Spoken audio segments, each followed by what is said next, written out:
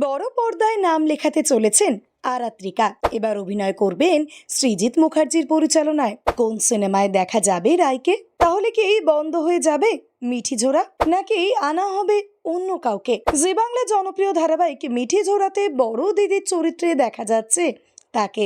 তার চরিত্রের নাম রাই। অর্থাৎ এই আরাত্রিকা মাইতি এবার নাম লেখাতে চলেছেন ছোট পর্দা থেকে শটান বড় পর্দায়। তাকে দেখা যাবে সিলভার স্ক্রিনে। প্রথম থেকেই আরাত্রিকার অভিনয় মুগ্ধ দর্শককুল। বিশেষ করে বাড়ির বড় মেয়ের যেমনটা হওয়া উচিত, আরাত্রিকার মধ্যে ঠিক সেই গুণগুলোই দেখতে পান দর্শকরা, যার ফলে অনেকেই তার মতো মেয়ে কিংবা বাড়ির বউ কামনা করে থাকেন। এদিকে আবার আরাত্রিকাকে অনেকেই সুচিত্রা সেনের সঙ্গেও তুলনা করে ফেলেছেন।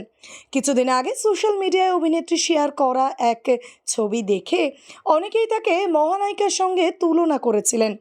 তবে এবার শোনা যাচ্ছে সৃজিত মুখার্জি পরিচালিত সিনেমায় দেখা যাবে এই অভিনেত্রীকে, যা বড় ব্রেক হতে চলেছে অভিনেত্রীর কেরিয়ারে।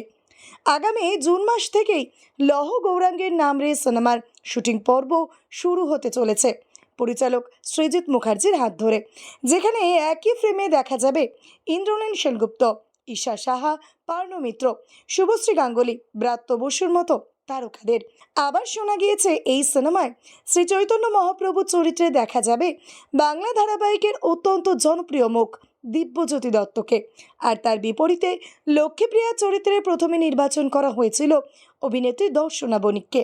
কিন্তু জুন মাসেই আবার অভিনেত্রীর হিন্দি প্রজেক্টের শুটিং রয়েছে বলে জানা গিয়েছে, যার জেরে এবার হয়তো নায়িকা বদল হতে পারে এই সিনেমায়।